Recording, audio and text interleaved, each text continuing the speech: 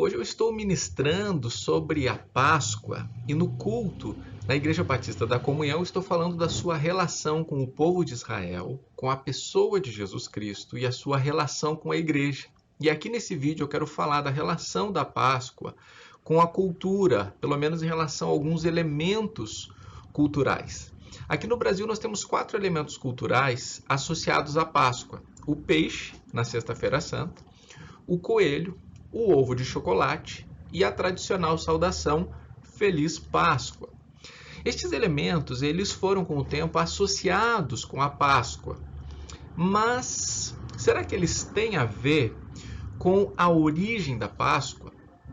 Nós vamos ver que não é bem assim, apesar de toda possível boa intenção com suas implementações. Vamos começar com o peixe na Sexta-feira Santa. A Sexta-feira Santa ela está ligada à Páscoa, porque a Páscoa tem a ver com a morte e a ressurreição do Cordeiro de Deus. Então Jesus foi morto, sacrificado na sexta-feira e no domingo ele ressuscitou. Em algum momento se estabeleceu um costume religioso de não se comer carne na chamada Sexta-feira Santa.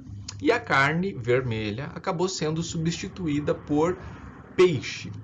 E muita gente, com muita sinceridade, acredita que comer carne vermelha na Sexta-feira Santa seria até um sacrilégio, um pecado, alguma coisa até que faria mal. E se sentem compelidas, então, a comerem peixe.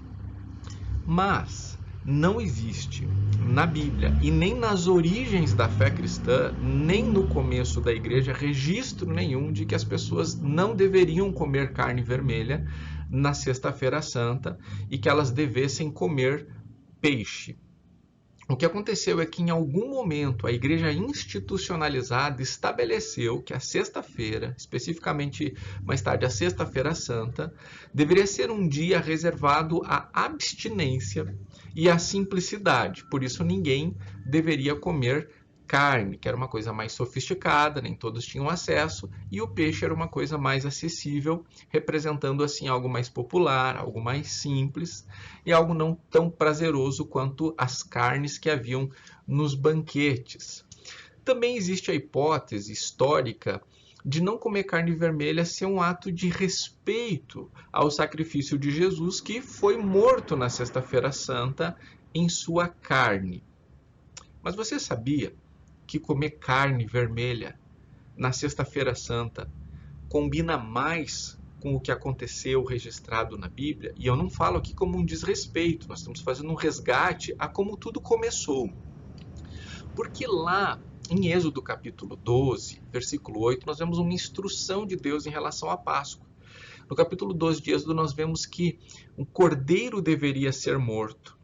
E esse cordeiro morto deveria ser assado e comido no ambiente da família. Então, o que Deus, o próprio Deus, está estabelecendo para este momento é que se coma a carne assada do cordeiro. Não tem a ver com peixe, não tem a ver com não comer carne. Pelo contrário, por causa do significado que este cordeiro, que esta carne, que o sangue derramado do cordeiro representa e como isso está ligado à Páscoa. Então, quando alguém que conhece o que a Bíblia diz, não come um churrasco, por exemplo, no domingo e come peixe, deve fazer muito mais por respeito aos seus vizinhos, por respeito às outras pessoas, do que pelo significado da Páscoa, que não tem a ver com isso. A própria Bíblia diz: se comer carne escandaliza o teu irmão, não coma. Então eu sei que eu tenho vizinhos que se escandalizariam se eu fizesse um churrasco, se vissem saindo fumaça da minha sacada nesse dia. Então, por respeito, por consideração, nós não queremos afrontar a fé de ninguém. Mesmo que, como a gente esteja vendo aqui, estas crenças não condizem com o ensinamento da Bíblia. Falando sobre o tal do coelhinho da Páscoa, não há uma certeza histórica de onde vem essa ideia de coelho associado à Páscoa, mas tem uma lenda, veja bem, uma lenda, a partir de uma verdade bíblica, que Maria Madalena foi ao túmulo de Jesus, não encontrou Jesus, mas encontrou o túmulo aberto. Aí entra a lenda, dizendo que ela teria avistado um coelho ali no túmulo aberto de Jesus e que o coelho, então, teria sido o primeiro animal a ver a ressurreição de Jesus e, com isso, ele teria ganhado o privilégio de anunciar para todas as crianças do mundo a ressurreição de Cristo. Outros historiadores também trazem a possibilidade de que, porque o coelho é um animal associado à fertilidade, a fertilidade associada à vida, então acabou sendo associado à Páscoa, porque Páscoa celebra a vida. Quanto ao ovo da Páscoa, bem, assim como o coelho representa a vida, o ovo também representa a vida, né? E o costume de dar ovos de presente já é um costume pré-cristão. Né? Muito tempo antes do próprio cristianismo, as pessoas de determinados lugares do mundo já tinham esse costume.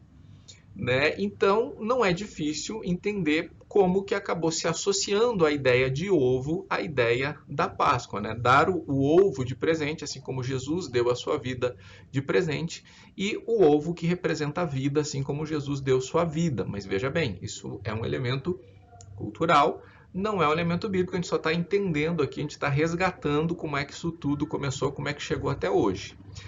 Acontece que os ovos eles começaram a ser decorados, começou a se fazer ovos de outros materiais, começou a se tirar o interior dos ovos e colocar outras coisas, como amendoins caramelizados, por exemplo. E alguém um dia teve a ideia maravilhosa de preencher com chocolate. Bom, e quando isso foi feito, logo, a própria casca do ovo foi substituída por chocolate e o ovo todo virou um chocolate e aí não teve mais volta, né? E aí nós temos essa ideia de ovo da Páscoa, né? E a saudação, Feliz Páscoa, é um costume de se dizer nessa ocasião.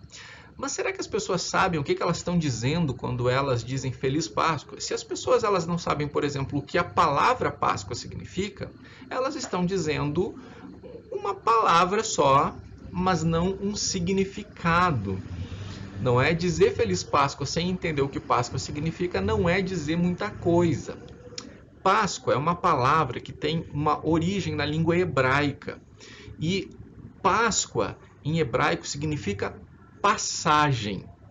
Se houvesse uma tradução literal, nós diríamos feliz passagem, porque é isso que a Páscoa significa. E para a gente entender melhor, vamos entender com Deus estabelecendo a Páscoa lá em Êxodo capítulo 12, há cerca de 3.500 anos atrás.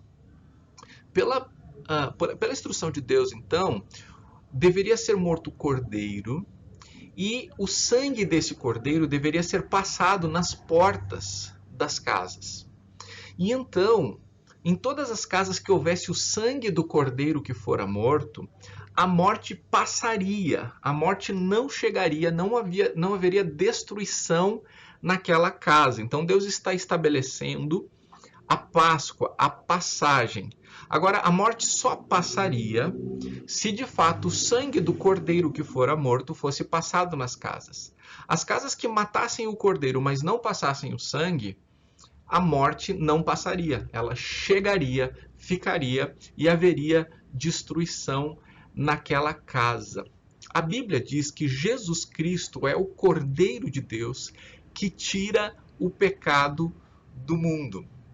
Jesus Cristo, Cordeiro de Deus, ele entregou a sua vida e o seu sangue foi vertido por nós lá na cruz. E todos nós matamos esse cordeiro por causa dos nossos pecados, mas não é necessário, não é suficiente apenas que Jesus tenha morrido pelos nossos pecados. É necessário que, assim como os primeiros hebreus se apropriaram daquele sangue, trouxeram o sangue para o seu lar, trouxeram o sangue para a sua vida, e assim a morte passou sobre eles, que nós pela fé nos apropriemos do sacrifício de Cristo e o seu sangue espiritualmente venha nos proteger da morte eterna. Então todo aquele que nele crê, Jesus diz que já passou da morte para a vida. A morte passa por ele, a morte espiritual, a morte eterna causada pelo pecado passa longe e não pode o atingir. Então dizer Feliz Páscoa, biblicamente, é dizer Feliz passagem da morte. Se você se apropriar do sangue do Cordeiro, Jesus, pela fé, então a morte passa longe. Eu gosto muito de uma tradição que há na cultura religiosa ucraniana. Durante muitos anos eu fui membro de uma igreja que se chamava lá em Porto Alegre Igreja Batista Russa. E lá tinham pessoas, né, povos, né, tinham pessoas russas, tinham ucranianas, tinham polonesas. E na Páscoa, um irmão dizia para o outro, Christos voskres, que significa Jesus ressuscitou. E o outro irmão respondia, voistino voskres, que significa verdadeiramente ele ressuscitou. E isso faz muito mais sentido do que dizer Feliz Páscoa sem entender o que significa. Dizer na Páscoa, Cristo ressuscitou, realmente ele ressuscitou, tem muito mais a ver com Páscoa. Não significa que você não deva, ano que vem, nos próximos anos, deixar de dizer Feliz Páscoa, desde que você saiba o que isso significa.